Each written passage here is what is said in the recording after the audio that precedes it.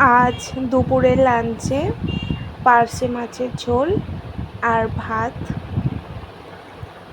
পার্শে মাছগুলো একটু ছোট সাইজের, কিন্তু খুব ভালো খেতে ছিল। আমি মাছগুলো নুন হলুদ মাখিয়ে একটু লাল লাল করে ভেজে নিয়েছি। এবার লম্বা করে কেটে রাখা আলু, সেটাও ভেজে নিলাম। দেখো আমার মাছ ভাজা হয়ে গেছে, আলুটাও ভাজছি। প্রায় আলুটাও লাল লাল হয়ে এসছে। এদিকে ভাতও ফুটে গেছে।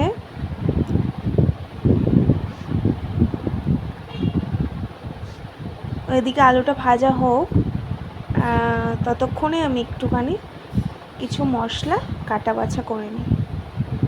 মশলার মধ্যে বেশি কিছু দেব না, একটু পেঁয়াজ, লঙ্কা কুচি, পেঁয়াজ কুচি আর টমেটো কুচি, আদা জিরে বাটা, ব্যাস এইটুকুই। দেখো আলু ভাজা হয়ে গেছে। আমি এবার তেলের মধ্যে একটু পাঁচফোড়ন তেজপাতা দিয়ে পেঁয়াজ কুচি, লঙ্কা কুচি আর টমেটো কুচি দিয়ে দিয়েছি। এবার একটু নুন হলুদ মাখ দিয়ে দিয়েছিলাম। বেশ ভালোভাবে টমেটোটাও সিদ্ধ হয়ে এসছে। তারপরে আমি একটু আদা আর জিরে একসঙ্গে পেস্ট করে রেখেছিলাম, সেটা দিয়ে দিলাম। এবার এটা ভালোভাবে একটু কষিয়ে নেব, যাতে আদার কাঁচা গন্ধটা না থাকে। কষানো হয়ে গেলে আমি ভেজে রাখা আলুগুলো দিয়ে দেব। আলুর সাথে মশলাটা ভালোভাবে কষিয়ে নিয়ে আমি ঝোলের জন্য পরিমাণ মতো জল দিয়ে দেব। একটু তলায় লেগে যাচ্ছিল নিচে, তার জন্য একটু জল দিয়ে কষিয়ে নিলাম।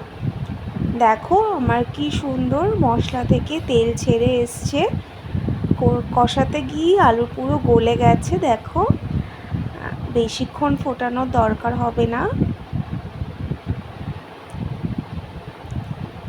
এবার আমি ঝোলের জন্য জল দিয়ে দিলাম। ঝোলটা ফুটে উঠলেই মাছগুলো ছেড়ে দেব, দিয়ে একটু ফুটিয়ে নামিয়ে নেব। আমার আলুও গলে গেছে আর মশলার কাঁচা গন্ধও নেই, যেহেতু আমি খুব ভালোভাবে জল দিয়ে কষিয়েছি। এই তো মাছের ঝোল রেডি, পার্শে মাছের পাতলা ঝোল আদা জিরে বাটা দিয়ে। চলো এবার খাওয়া দাওয়া শুরু করি। খেতে বসে গেছি। মাছ নিয়েছি, ভাত আর মাছের ঝোল, ব্যাস আজ এইটুকুই, আর অন্য কিছু করিনি। মাছটা ভীষণই গরম, ভাত আর মাছ সবই ভালো করে মাখিয়ে নিলাম। আসলে ভালোভাবে মাখিয়ে খাওয়ার টেস্টটাই আলাদা, তাই না? তোমরা কে কী খেলে দুপুরে অবশ্যই জানিও।